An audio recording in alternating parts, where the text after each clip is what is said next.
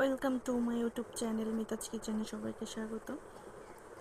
তো আজকে আমি একটা ইউনিক খাবার রান্না করব, সেটা হচ্ছে সয়াবিন দিয়ে মাংসর তরকারি।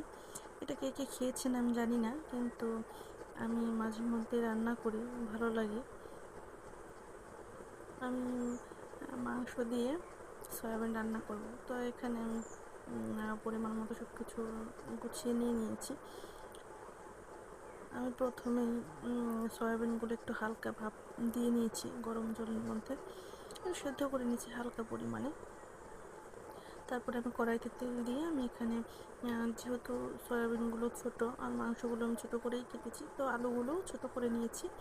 তা আলুগুলো এখন ভেজে নিচ্ছি। আলুগুলো ভাজা হয়ে গেলে আমি নামিয়ে নিয়ে আমি এখানে সয়াবিনটা ধুয়ে নিয়েছি, সেদ্ধ করে নামিয়ে ধুয়ে এখানে আমি ভেজে নিচ্ছি। হালকা একটু লবণ, হালকা একটু হলুদ দিয়ে হালকা করে ভেজে নিচ্ছি।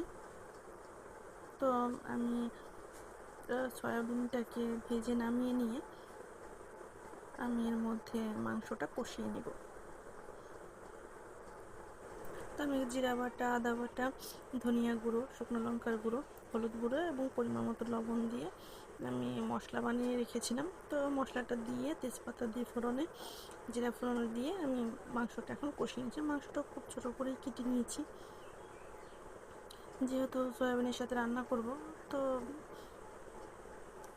বড় ছোটো থাকলে ভালো দেখা যাবে না, সেই জন্য একটু ছোটো করে কেটে নিয়ে আমি এখানে মাংসটাকেও সুন্দর করে কষিয়ে নিচ্ছি।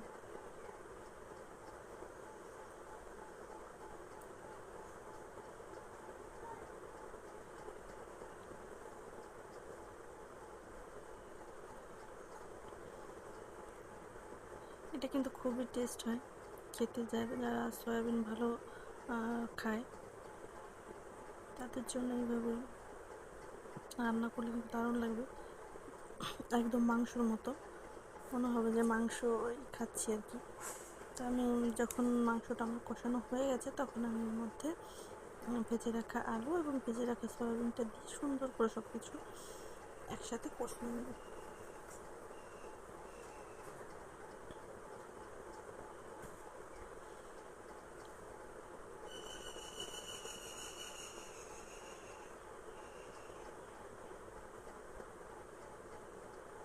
তো আমি কষিয়ে নিয়ে আমি এখানে পরিমাণ মতো ঝোলের জলটা দিয়ে দিয়েছি।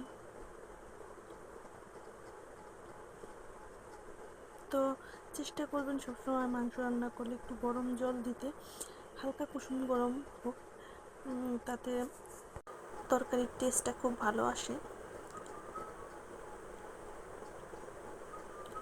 তাই তো আমি এক্ষুনি সুন্দর করে জাল করে ঝোলটা ফুটিয়ে একদম কষা কষা করে নামিয়ে ফেলবো। তো যারা এভাবে খাননি, অবশ্যই সয়াবিন এভাবে একদিন রান্না করে খাবেন মাংসের সাথে, দারুণ লাগে একদম মাংসর মতো করে। আমি মাঝে মধ্যেই খাই, আমার কাছে ভালো লাগে। তো অবশ্যই ভিডিওটি ভালো লাগলে আমার চ্যানেলটি অবশ্যই সাবস্ক্রাইব করবেন, লাইক কমেন্ট শেয়ার করবেন প্লিজ। আর সবাই একবার এভাবে বানিয়ে খেয়ে দেখবেন। এই তো ফাইনাল লুক, একদম কষা কষা করে নামিয়ে ফেলেছি। তো ধন্যবাদ সবাইকে।